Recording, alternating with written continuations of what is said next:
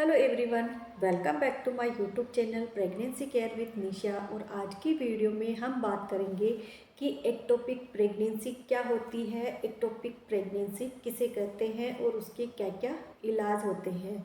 तो नॉर्मली जो प्रेगनेंसी होती है, अंडाणु और शुक्राणु जो होते हैं उनके फर्टिलाइजेशन होता है फेलोपियन ट्यूब में, और फेलोपियन ट्यूब से जो बच्चा होता है वो इम्प्लांट हो जाता है यूट्रस में, यानी कि गर्भाशय में चिपक जाता है और फिर धीरे धीरे ग्रोथ होने लगता है। लेकिन एक्टोपिक प्रेगनेंसी में ऐसा नहीं होता है। इसके दौरान जो बच्चा होता है वो फेलोपियन ट्यूब में या ओवरी के अंदर ही इम्प्लांट हो जाता है और ग्रोथ होने लगता है। तो इसी को एक्टोपिक प्रेगनेंसी कहते हैं। यानी कि बच्चा जो होता है, बच्चे दानी में ग्रोथ ना होके या इम्प्लांट ना होके फेलोपियन ट्यूब में ही इम्प्लांट हो जाए तो उसे एक्टोपिक प्रेगनेंसी कहते हैं। तो जो फेलोपियन ट्यूब होती है वो गर्भ को धारण करने के लिए नहीं बनी होती है, क्योंकि बच्चा तो गर्भाशय के अंदर ही विकसित हो सकता है। तो जैसे जैसे बच्चे की ग्रोथ होती है फेलोपियन ट्यूब के फटने के चांसेस बढ़ जाते हैं और ब्लडिंग भी शुरू होती है। तो ये प्रेगनेंसी नॉर्मल नहीं होती है, बहुत ही रिस्की प्रेगनेंसी होती है। तो आई होप आपको समझ में आ गया होगा कि एक्टोपिक प्रेगनेंसी किसे कहते हैं। तो ज़्यादातर महिलाओं यानी कि 98% महिलाओं में एक्टोपिक प्रेगनेंसी देखने को नहीं मिलती है। 2% महिलाओं में एक्टोपिक प्रेगनेंसी देखने को मिलती है और ज़्यादातर यह फेलोपियन ट्यूब में ही बच्चा इम्प्लांट हो जाता है और ग्रोथ होने लगता है। तो 2% महिलाओं में ही एक्टोपिक प्रेगनेंसी देखने को। एक्टोपिक प्रेगनेंसी क्यों होती है?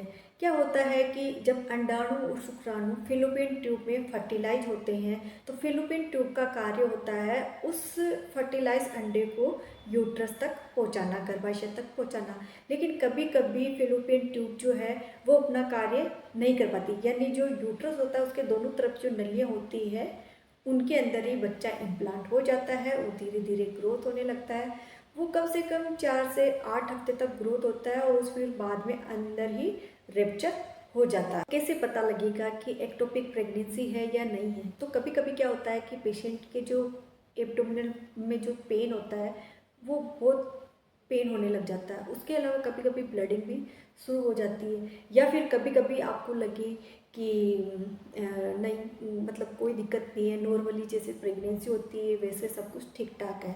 तो आप जैसे अपने गायनिकोलॉजिस्ट के पास जाते हो, चेक करवाते हो और वो सोनोग्राफी कराते हैं। तो सोनोग्राफी से पता चलेगा आपको कि एक्टोपिक प्रेगनेंसी है या नॉर्मल प्रेगनेंसी है। तो एक्टोपिक प्रेगनेंसी किन महिलाओं में हो सकती है? तो एक्टोपिक प्रेगनेंसी उन महिलाओं में हो सकती है जिनकी फेलोपियन ट्यूब सही तरीके से वर्क नहीं कर रही है, उनकी फेलोपियन ट्यूब में कोई इन्फेक्शन हो गया हो, या फिर पहले कभी कोई सर्जरी हुई हो, या फिर उनके जन्मजात कोई फेलोपियन ट्यूब में दिक्कत हो।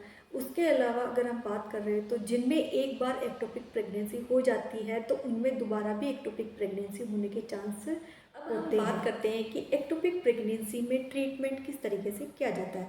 तो एक्टोपिक प्रेगनेंसी का 2 तरीके से ट्रीटमेंट किया जा सकता है। एक तो मेडिकल ट्रीटमेंट, एक होता है सर्जिकल ट्रीटमेंट। तो मेडिकल ट्रीटमेंट के अंदर मेडिसिन और इंजेक्शन देके जो एक्टोपिक प्रेगनेंसी होती है उसका ट्रीटमेंट किया जाता है। और एक होता है कि सर्जरी करके एक्टोपिक प्रेगनेंसी का ट्रीटमेंट किया जाता है। तो काफ़ी बार डॉक्टर जो होते हैं एक्टोपिक प्रेगनेंसी को रिमूव करने के लिए जो फेलोपियन ट्यूब होती है उसको भी कट कर देते हैं। लेकिन अगर जो एक्टोपिक प्रेगनेंसी है वो अंदर ही फट चुकी है, ब्लडिंग शुरू हो गई है, तो मेडिकल ट्रीटमेंट यानी मेडिसिन के द्वारा या इंजेक्शन के द्वारा उसका ट्रीटमेंट नहीं हो सकता है, फिर उसके लिए तो सर्जरी ही करनी पड़ेगी। तो इस प्रकार से एक्टोपिक प्रेगनेंसी को बिल्कुल भी छोटी मोटी बात नहीं समझनी है, हल्के में नहीं लेना है और आपको अवेयरनेस रखनी है। तो आई होप मेरी वीडियो आपको अच्छी लगी होगी। अच्छी लगी हो तो मेरी वीडियो को लाइक कीजिए, शेयर कीजिए और मेरे चैनल को सब्सक्राइब कीजिए।